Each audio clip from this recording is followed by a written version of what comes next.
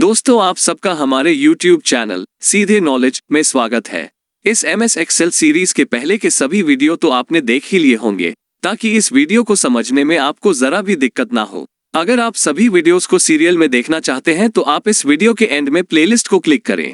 इस वीडियो में हम उससे आगे चलते हैं और MS एक्सेल में आज सेल रेफरेंसेस से कैलकुलेशन करना तथा फॉर्मूला लगाना सीखते हैं। इससे पहले कि हम सेल रेफरेंसेस से कैलकुलेशन करना तथा फॉर्मूला लगाना सीखें, उससे पहले हम ये जानते हैं कि सेल रेफरेंस क्या होता है। पिछले वीडियो में हमने खुद नंबर एंटर करके उसकी कैलकुलेशन का फॉर्मूला लगाना सीखा था, परंतु अगर हमारे पास सभी नंबर्स किसी शीट में पहले से ही मौजूद हो और हम उसकी कैलकुलेशन उन नंबर्स को दोबारा से खुद एंटर करके नहीं करना चाहते, बल्कि उस शीट में पहले से मौजूद नंबर्स का रेफरेंस लेकर उसकी कैलकुलेशन करना चाहते हैं, ऐसा करने से नंबर्स को दोबारा एंटर करने में लगने वाला टन्स ऑफ टाइम बचेगा तथा गलती की संभावना भी नहीं रहेगी। हमने MS एक्सेल की एक स्टेटमेंट ऑफ बॉक्सेस बनाई है, जिसमें 10 साइजेस के अलग अलग साइजेस और अलग अलग नंबर्स के बॉक्सेस हैं। हम इन बॉक्सेस का वॉल्यूम निकालना चाहते हैं। हर रो का volume number into length into breadth into height करके निकालना पड़ेगा, परंतु यह वॉल्यूम हम इन नंबरों को खुद एंटर करके नहीं निकालेंगे और इनका केवल रेफरेंस देंगे।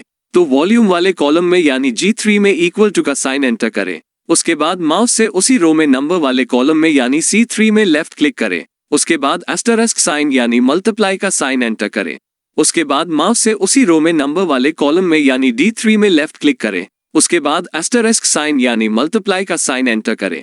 उसके बाद माउस से उसी रो में ब्रेथ वाले कॉलम में यानी E3 में लेफ्ट क्लिक करें। उसके बाद एस्टरिस्क साइन यानी मल्टीप्लाई का साइन एंटर करें।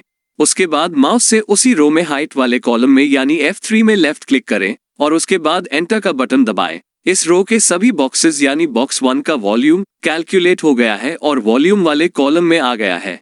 ये जो वॉल्यूम हमने खुद नंबर्स को एंटर ना करके, बल्कि उन सेल्स को सिलेक्ट करके जिसमें नंबर, लेंथ, ब्रेथ, हाइट का डेटा था, यानी कंप्यूटर को ये बताकर कि डेटा इन सेल्स से उठा लो, को ही सेल रेफरेंस कहते हैं।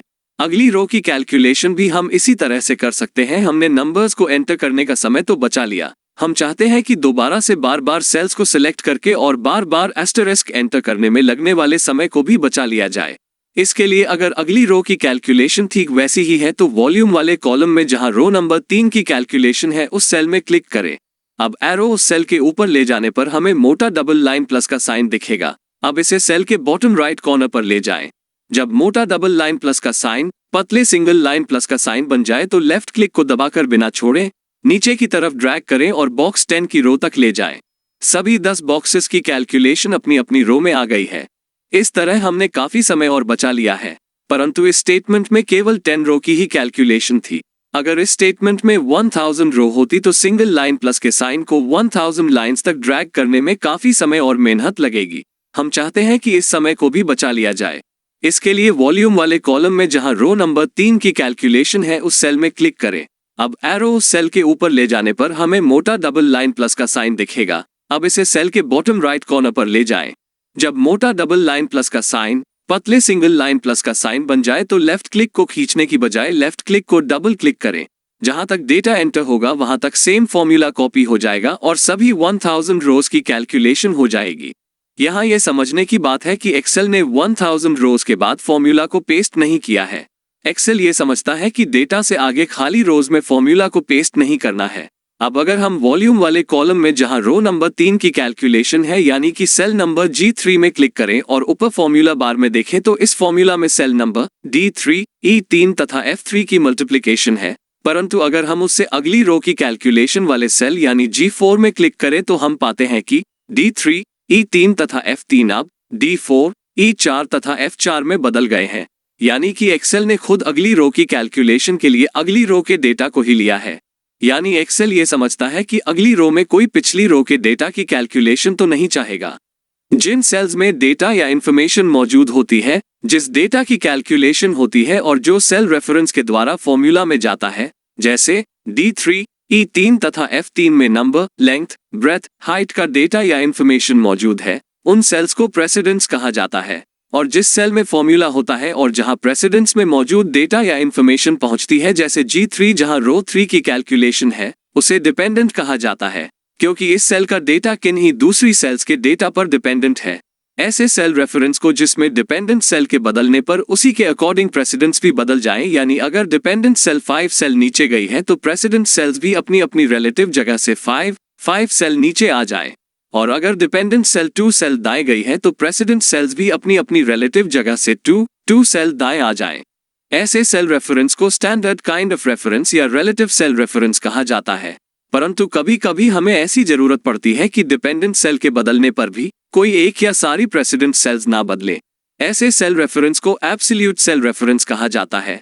फॉर एग्जाम्पल, हमने एक statement of sale of petrol बनाई है। इसमें एक सेल C2 में पेट्रोल का रेट है और हम कई लोगों द्वारा खरीदे गए अलग अलग क्वांटिटी के पेट्रोल का अमाउंट निकालना चाहते हैं, तो हम चाहेंगे कि हर बार पेट्रोल का रेट उसी सेल यानी C2 से ले। इसके लिए पहले तो हम नॉर्मल तरीके से फॉर्मूला लगाएंगे। इसके लिए रामलाल वाली रो में क्वांटिटी को क्लिक करके मल्टीप्लाई को दबाकर पेट्रोल के रेट को क्लिक करके एंटर करें। अब पेट्रोल के रेट वाली सेल है C2।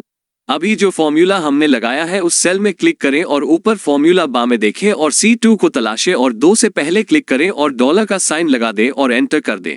ये सब आप फॉर्मूला वाली सेल में डबल क्लिक करके भी कर सकते हैं। फॉर्मूला एंटर करने के बाद पहले बताए तरीके के अनुसार सेल के बॉटम राइट पर क्लिक करके बाकी सभी रोज में फॉर्मूला कॉपी कर दें।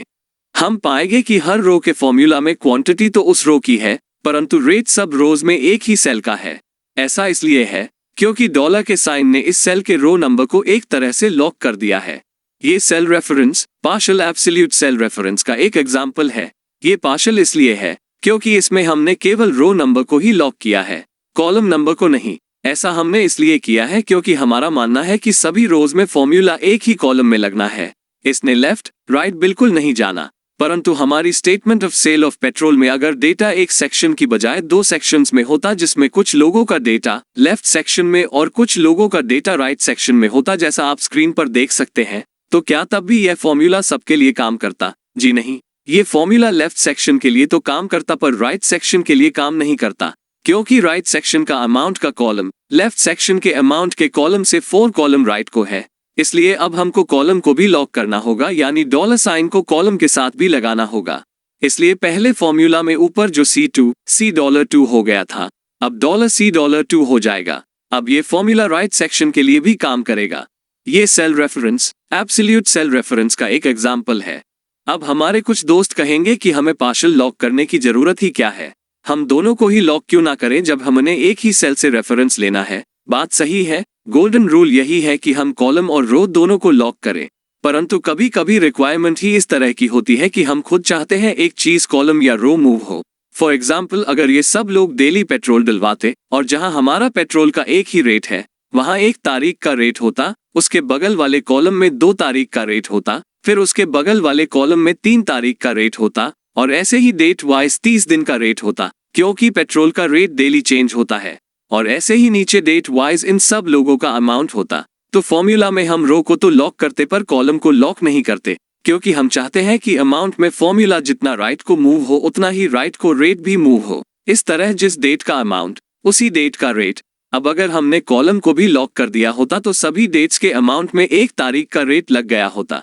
इस तरह आज हमने सेल रेफरेंसेस के टाइप्स की जानकारी प्राप्त की तथा दोनों प्रकार के सेल रेफरेंसेस से हमने फॉर्मूला लगाकर देखा और उसे कई तरीकों से दूसरी सेल्स में कॉपी करना सीखा। अगले वीडियो के लिए सब्सक्राइब करें।